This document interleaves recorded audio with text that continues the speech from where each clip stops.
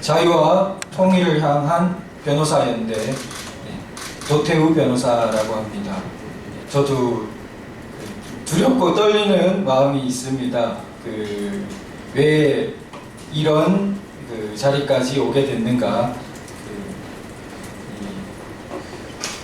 저도 이 변호사로서 일찍 시작한 게 아니고 소설가였었는데요. 굉장히 나이 들어서야 뒤에 이 법 공부를 해서 변호사가 되었습니다. 그래서 나름 경험 범위가 있지만 사실 우리 탈북하신 한 분 한 분들이 사선을 넘어온 것에 비하면 정말 아무것도 아니겠죠. 그런데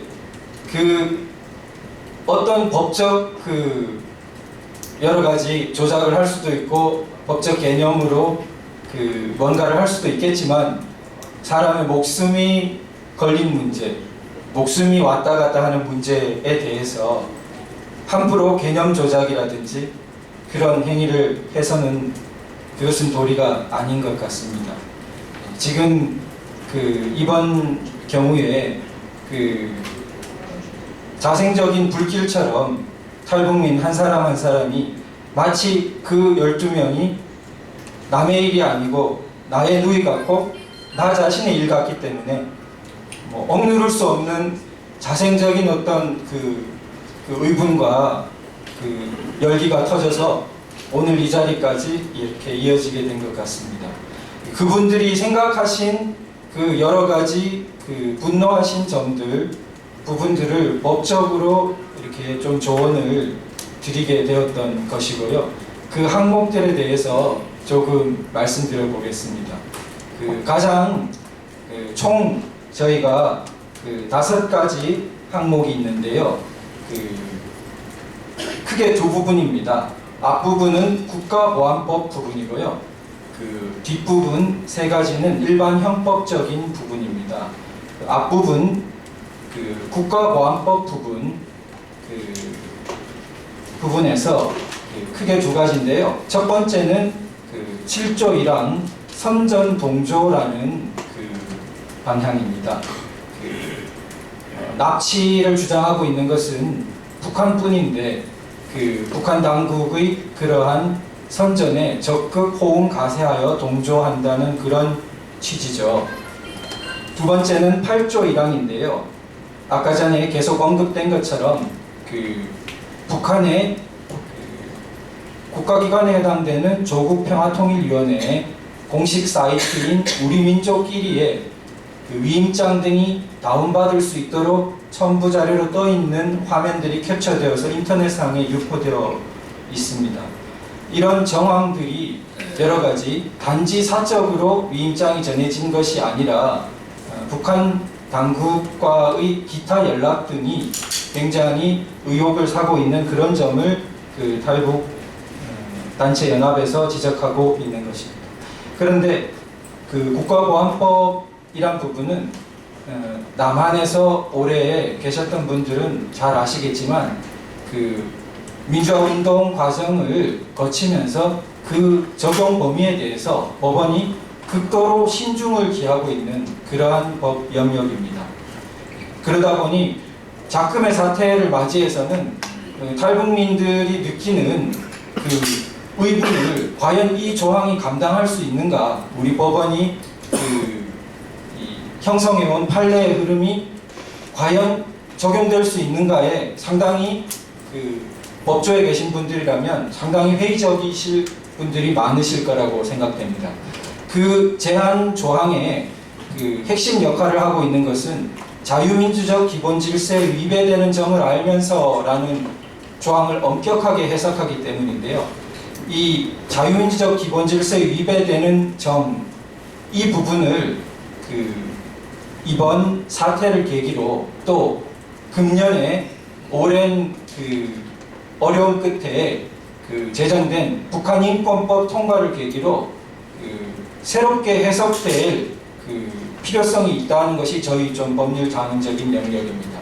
기존의 자유민주적 기본 질서 위배는 굉장히 남한 중심으로만 해석되었지만 새롭게 변화된 상황에서 볼 때 북한 인권법은 북한 주민의 인권 보호와 증진을 남한 이 우리 대한민국 국가의 책무로 규정하고 있습니다. 국가적 책무로.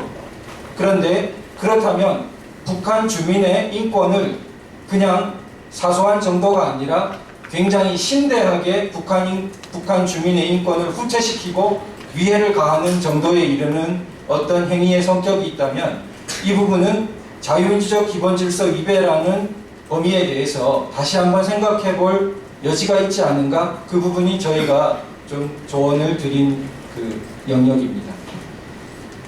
그리고 그 일반 형법적인 세 부분은 간략히 설명드리겠습니다. 첫 번째는 많이 말씀 나왔지만 대한민국 국가기관, 외교부, 국정원, 통일부 이 모두에 대해서 국제적인 반인도 범죄인 마치 납치를 저지른 것을 기정사실화하는 듯한 언설들이 많이 공개적으로 나왔습니다. 이 부분 비록 국가기관이지만 그 명예훼손, 너무나 심대한 그 주장을 하고 있기 때문에 명예훼손 부분을 그 탈북단체연합에서 고발 사항으로 생각하였고요.